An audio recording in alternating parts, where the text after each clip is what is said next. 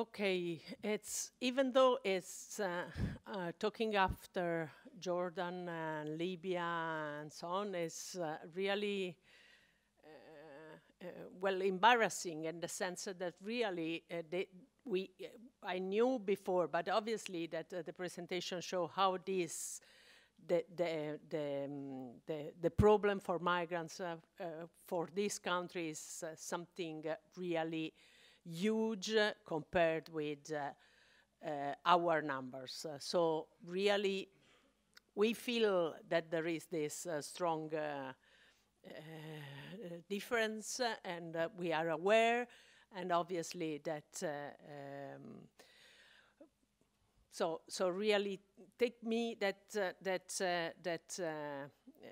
I'm conscious of this. In any case, what I'm going to talk about is an experience that we did in the last year to produce guidelines for the health check at, let's say, at arrival.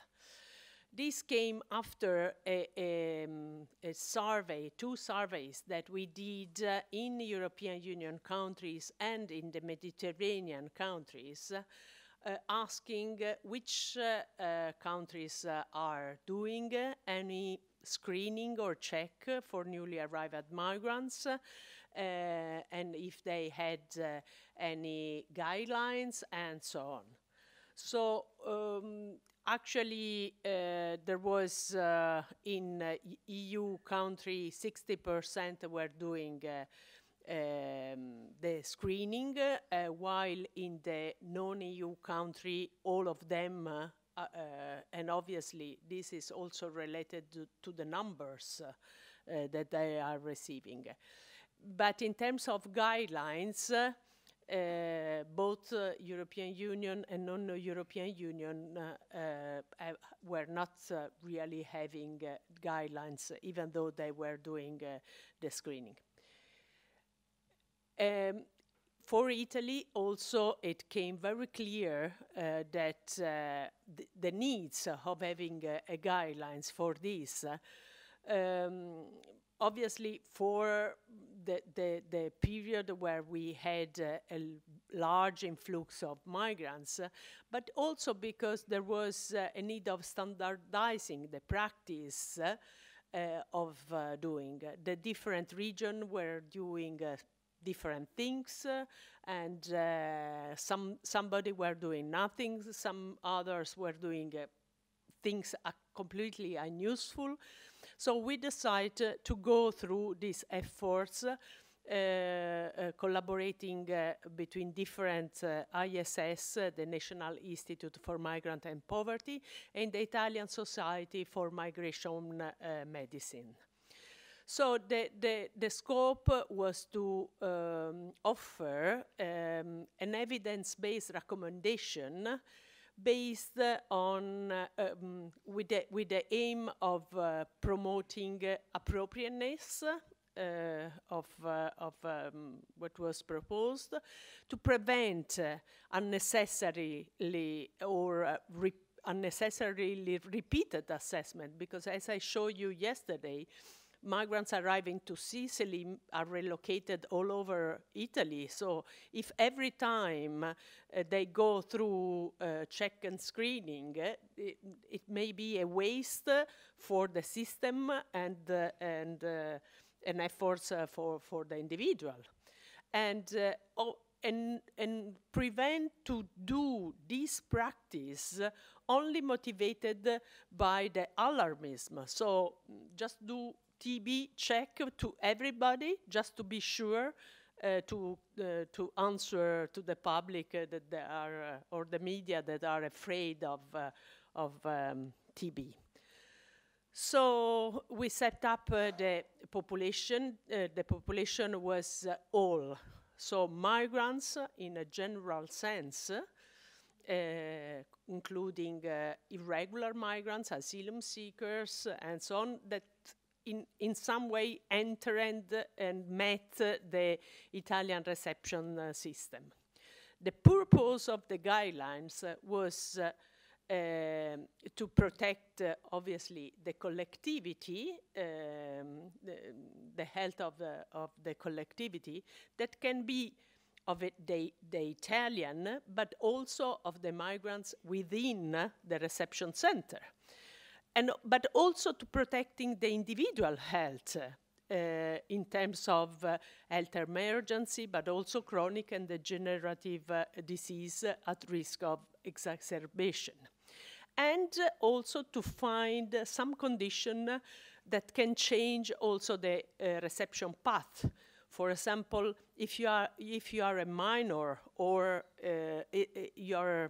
your path of reception is different. If you are a pregnant woman, you are taken care differently. So these are the conditions we included. There are the classical infectious and diffusive condition: tuberculosis, malaria, HIV, hepatitis B and C, sexually transmitted disease, and intestinal parasitis. But also some chronic diseases like diabetes, anemia, and hypertension, and cervical cancer, because it started in some case, they started to screen for papillomavirus, for example. And also we took care of pregnancy and vaccination. These are the review questions that we start with. And then we go through a literature review, looking for systematic revision, guidelines, and consensus conference. Starting from over 1,000 documents, at the end we utilized 84 documents. Then there was obviously a review team that done all the work. And then there was an expert panel that included experts from a multitude, several disciplines, but also from different institutions and scientific societies. There was also NGOs included, MSF was included, IOM, and really was interesting, this panel, because bring different point of view. And then there was also a policy panel that was the panel that had to endorse, at national and regional level. So the idea, it's the reception path is start at point of entry, but it has several phases.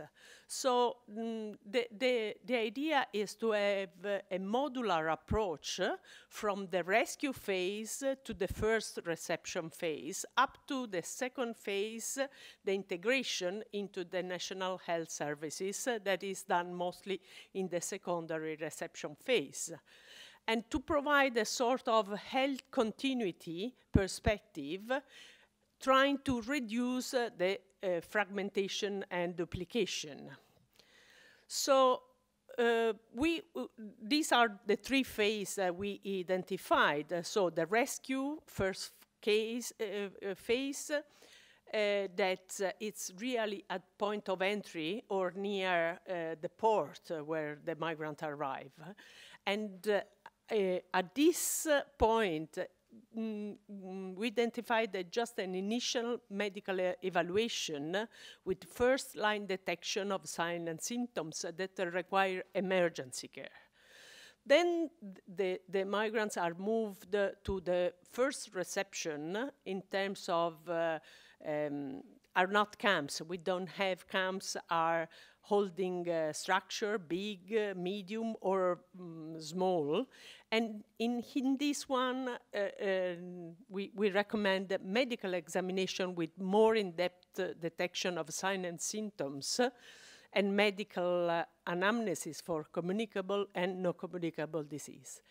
Then finally, when in the second reception phase, the idea is really to taking in charge the health of migrants. So to do the active search of diseases, also among asymptomatic persons, and to do vaccination and so on.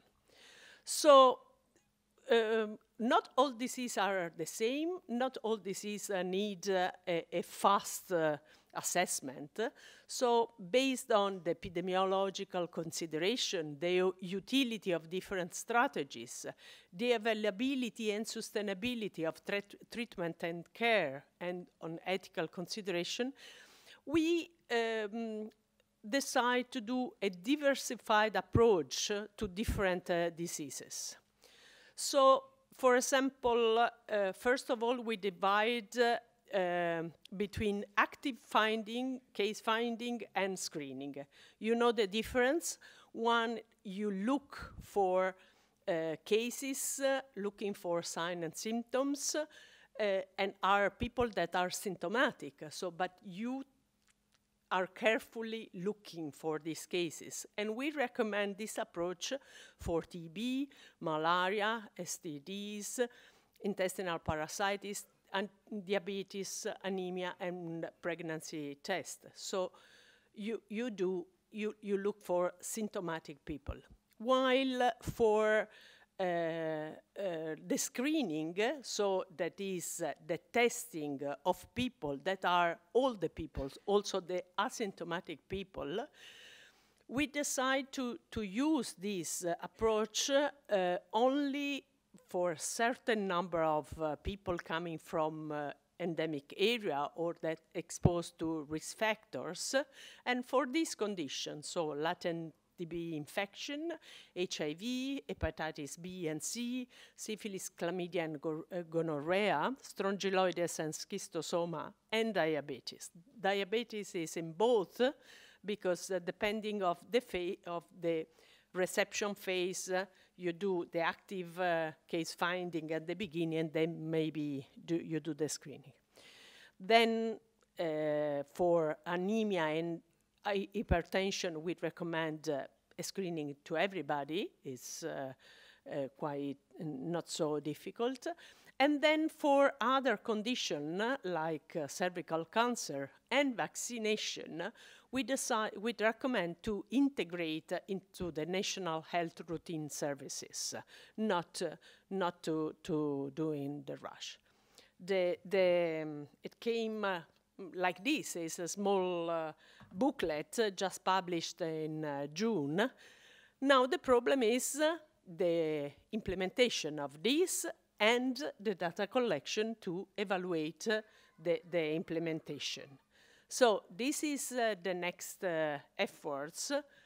We wrote already some indicators that are process indicators, appropriateness indicators, and output indicators. The output indicators are, for example, condition or case identified out of all the check and screening done. So just because the idea is that the guidelines can be evaluated and then revised because we may have done wrongly. These guidelines do not take care of the mental health because still this year again, in March 2017, it came out from the Ministry of Health a specific guidelines on mental health. Again, the problem is now is in paper, it's a good one. The problem is implementation. There will be now is under development a specific for tuberculosis with question about accessibility, early detection, treatment, and so on. And this will come out recently. And obviously, the efforts now, maybe in 1 year time, I can tell you more about the implementation and if and how good was the implementation. Thank you.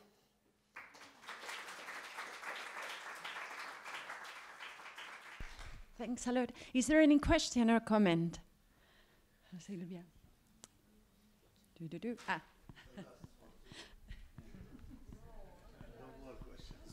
From my side, thank you for the presentation. My question is, it's some sort of screening in this guidelines and active case findings, yes? Both. Yeah, depends. Depends on the disease. Sometimes, to do this, you have to use some rapid, especially if the disease depends on lab, and rapid tests. From my experience, the false negative is very high in these cases. So is it the possibility to miss cases? Well, this one was one of the driving ideas. So, for example, for TB, there are so many literature saying that X-ray is producing a lot of misclassification that we decide not to do the screening for the asymptomatic and the check for everybody for TB, but just to do a case finding based on symptoms. And if there are symptoms, to go deeper. So this was exactly the approach. The idea was not to do, UK produced a lot of literature exactly on this.